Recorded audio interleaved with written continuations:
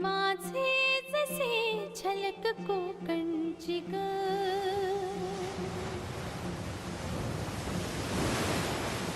मन समिंदर तनु नदी वळणाची ग.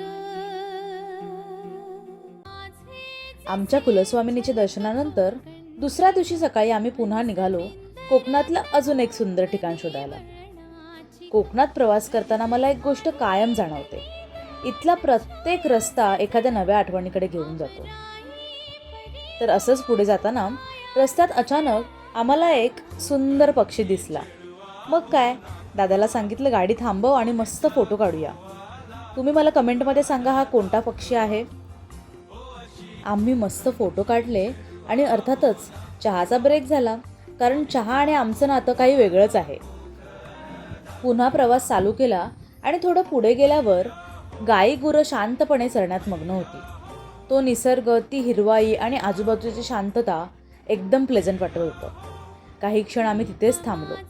शहराच्या धावपळीत अशी दृश्य फार क्वचित पाहायला मिळतात. चिपळूणपासून 1.5-2 तासानंतर अखेर आम्ही आमच्या डेस्टिनेशनला पोहोचलो. नमस्कार, मी आली आहे वेळणेश्वर मंदिरामध्ये. हे कोकणातील प्राचीन मंदिरापैकी एक मंदिर आहे. मंदिराच्या प्रवेशद्वारातून आत जाताना दीपस्तंभ आणि मंदिराची साधी पण सुंदर रचना मनाला खूप भावते. महादेवांच्या दर्शनाआधी नंदीचे दर्शन घेतले. मंदिरात प्रवेश करताच एक वेगळीच शांतता अनुभवायला मिळते. परिसर अतिशय स्वच्छ, प्रसन्न आणि भक्तिमय आहे. इथे श्री काळभैरवनाथांचं मंदिरही आहे. काही क्षण तिथे थांबल्यावर मन अगदी शांत होतं. असं मानलं जातं की हे मंदिर शेकडो वर्षांपासून भक्तांच्या श्रद्धेचं केंद्रस्थान आहे. आणि आजही अशी श्रद्धा आहे की इथे केलेली मनापासूनची प्रार्थना महादेव लवकरात लवकर ऐकतात.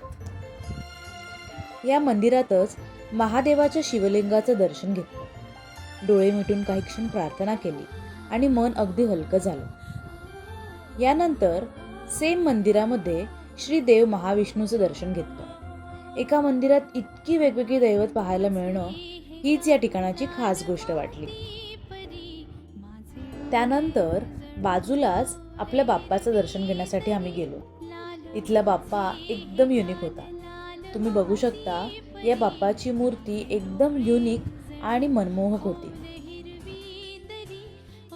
मंदिराच्या परिसरामध्ये एक विहीरही आहे. मी पाणी काढायचा प्रयत्न केला, पण दोरीने माझ्याशी काही सहकार्यच केलं नाही. सो शेवटी विहीर जिंकली आणि मी हरली. आणि मग काय, इतक्या सुंदर जागेमध्ये फोटो तर हवेच ना. त्यामुळे आम्ही पटपट आमच्या दादाला सांगितलं आमचे फोटो काढ.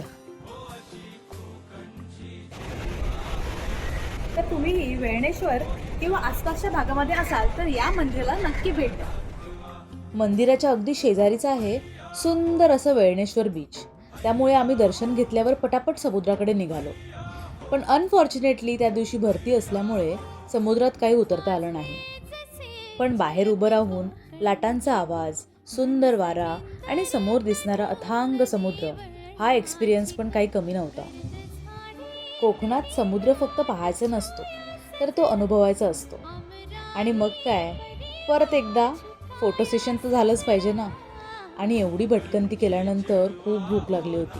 त्यामुळे आम्ही तिकडे जवळच वडापाव खाल्ला.